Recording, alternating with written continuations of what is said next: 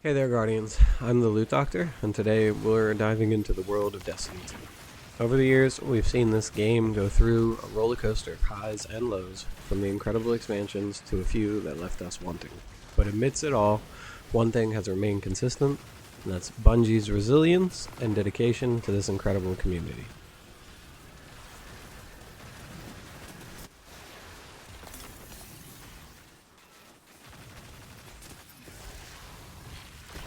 Destiny 2's journey has been an adventure in itself. We've witnessed expansions that have raised the bar for the gaming industry alongside some that really didn't hit the mark.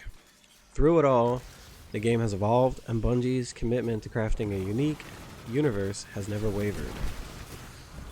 Bungie eventually had the decision to separate from publishers and forge their path as an independent studio, and it was a bold move. It allowed them creative freedom and a direct connection with the player base. However, with the recent addition of Sony's acquisition, it raised a lot of our eyebrows, sparking concerns on how it might affect Destiny 2's future.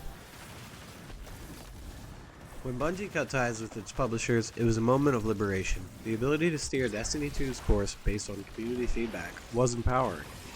It led to some fantastic expansions and improvements, demonstrating the potential of an independent Bungie. Now, with Sony in the picture, there's a bit of anticipation and concern. Fans worry about the potential changes in the game's direction, wondering if this might affect Bungie's independence and their ability to cater directly to the community. But hey, let's remember that change isn't always bad. While there might be some uncertainties, there might be a chance for Bungie to leverage Sony's resources and technology to enhance Destiny 2 further. It's all about finding that silver lining amongst the transition.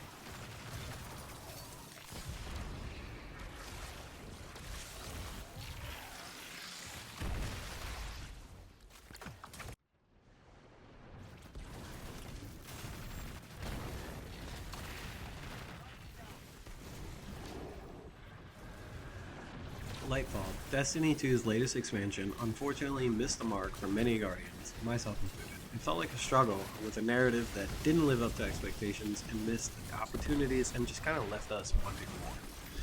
However, amidst the disappointment, there was a small shimmer of hope. The introduction of the new Darkness subclass, Strand. Strand 100% hit all the boxes that it needed to. It was an extremely fun and innovative gameplay loop that has grown to be my favorite subclass by far. As of the current season, Destiny 2 seems to be on a much better trajectory. The recent dungeon was an absolute success, boasting captivating settings, rich lore, and exhilarating encounters. However, as the loot doctor, I must confess, the loot offered did not match the brilliance of that content. It left something to be desired in terms of rewarding players for their efforts. I, for one, am really hunting for the Strand sword, but that's just because I like casters and I am coping for a buff in the near future. On the flip side, the seasonal activity, the Coil, has been a surprising success. It's a loot heaven and offering an enormous variety of rewards alongside pretty engaging encounters and satisfying challenges. Despite the loot inconsistencies elsewhere, the Coil stands out as a beacon of content done right. I should also mention that not having new exotics this season to chase down in the legendary lost sectors is also a bit of a bummer.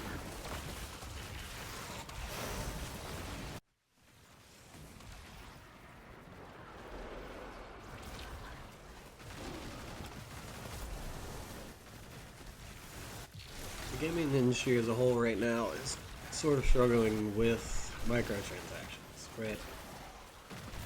It's created a really rocky path, and Destiny 2 isn't immune to it. Even this season, Bungie attempted a new player starter pack for $15, offering 3 exotic weapons and some in-game currency that could easily be farmed within an hour.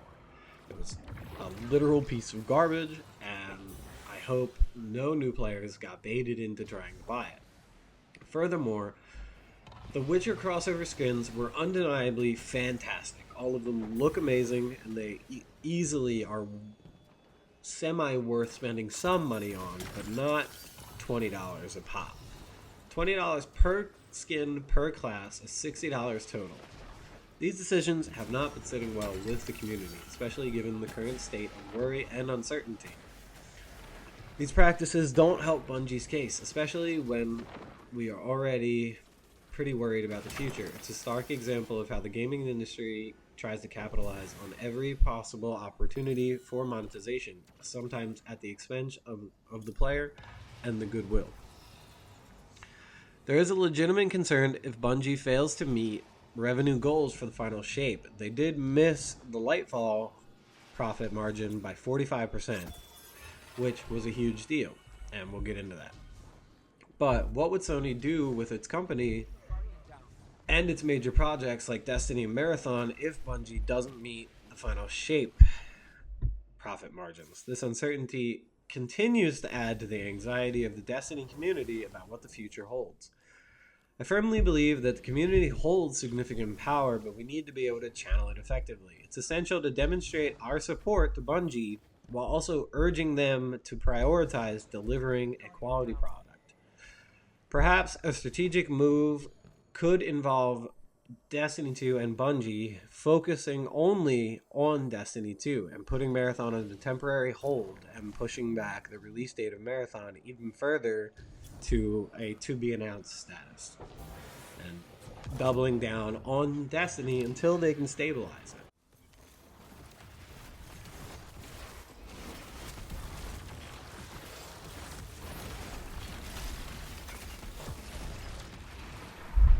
Bungie's vision and future plans.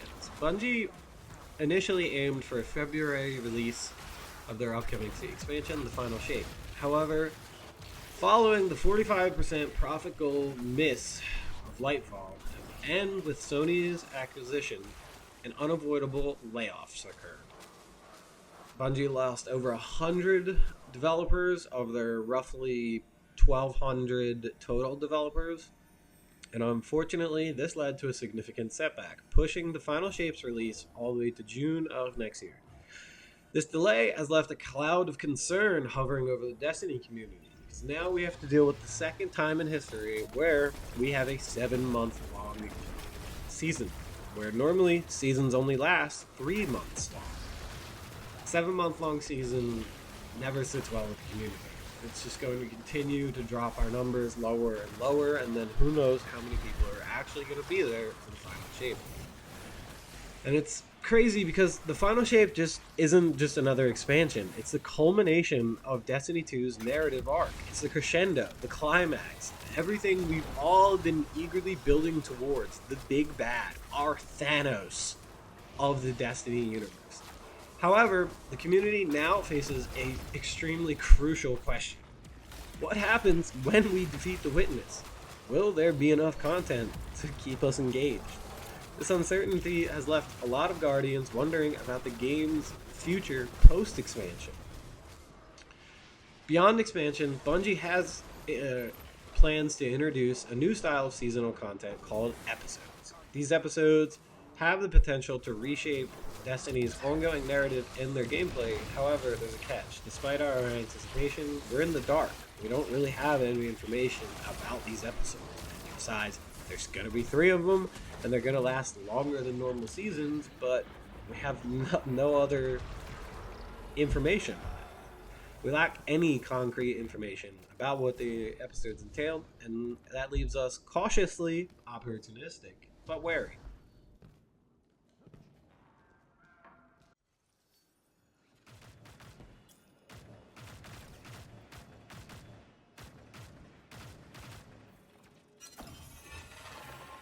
Despite the uncertainties, I'm one of the many Guardians that are filled with what some might call copium. I'm coping and I'm hoping, and I'm holding on to this hope. Hope against all odds that Bungie will deliver their promises and that things will eventually iron out, resulting in an incredible Destiny 2 experience. I'm genuinely opportunistic about the potential of all the upcoming episodes, praying that they manage to captivate and retain my attention. My hope isn't just for myself. It extends to Bungie as well. I genuinely wish for them to achieve all their profit goals and that Final Shape will be a resounding success, solidifying its place as the greatest expansion in Destiny history and making Destiny 2 the greatest series of games that have ever happened. I'm committed. Like many Guardians, I'm going to see this through to the end. I'm going to be there when we defeat the Witness, and I've been a part of Destiny since Destiny 1's inception, and I'm determined to make it to the finish line. I will defeat the Witness, and I will be there on the last day of Destiny. Even if that's beyond episode 3, even if that's episode 4, episode 5, that's Destiny 3, I don't care. I'm going to be here at the end because I was here at the beginning, and I don't back down from races like this. Destiny has changed my life as a Guardian, and as a person, and as a player. It is the one game that I would truly say defines my entire gaming career. I love Destiny, and I will see it to the end.